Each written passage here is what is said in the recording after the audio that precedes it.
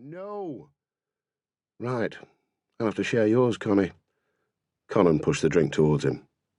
Have it. Marcus Felsted was short, bald, and fat. His face was not really the face of a fat man, Connie thought, but of a tired saint. He could not recall the name of the tired saint he had in mind, but he remembered very clearly the picture in his illustrated Bible which was the source of the idea. Perhaps the thing about Marcus's face was that the fleshiness of it formed a framework round, rather than belonged to, the thin nose and lips and narrow, intelligent eyes. Are you sure you're okay, Connie? You're not usually knocking the booze back so early. Well, I did feel a bit groggy, but it's gone now. How did we get on, by the way?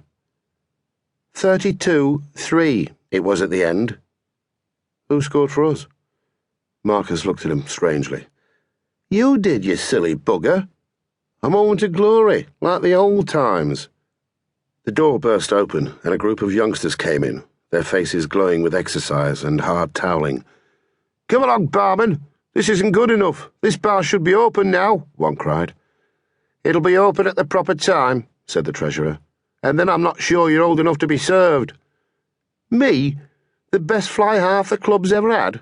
I'd be playing for England now if I hadn't got an Irish mother, and for Ireland if I hadn't got an English father. And for Wales if you didn't fancy Arthur Evans' old woman.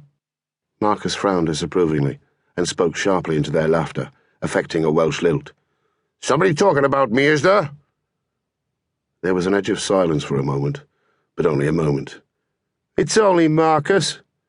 It might not have been, said Marcus sharply. Unconcerned, a couple of boys strolled over and sat down at the table. They were only 18 or 19, still at the stage where they were fit rather than kept fit, thought Connon. Hurst stuck his head through the hatch. Right, Sid, he said. All clear. Your order, gentlemen. Marcus, you're on tonight as well, aren't you? Christ, so I am. Are you staying, Connie? Connon shook his head. I'm late already. Mary's expecting me for tea.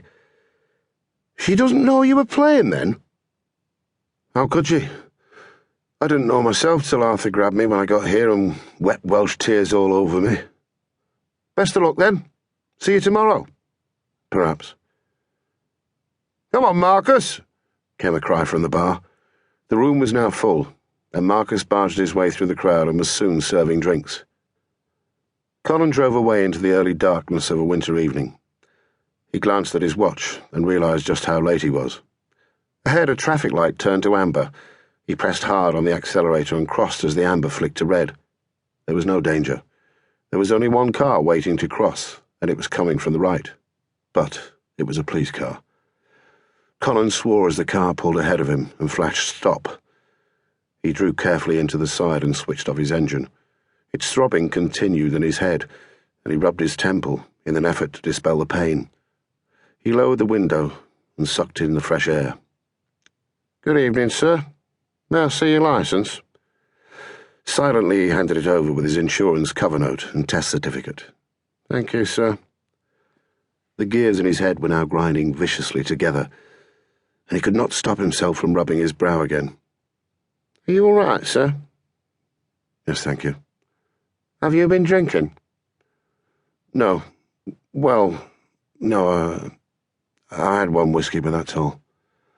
I see. Would you mind taking a breathalyzer test, sir? Connon shrugged.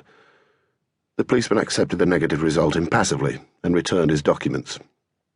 Thank you, sir. You will hear from us if any further action is proposed concerning your failure to halt at the traffic lights. Good evening. Good evening, said Connon. The whole business had taken something over 15 minutes, making him still later. But he drove the remaining 5 miles home with exaggerated care, partly because of the police, partly because of his headache. He drove carefully down his own street. The solid detached houses on the left had been built for comfort in the 30s when they had faced over open countryside.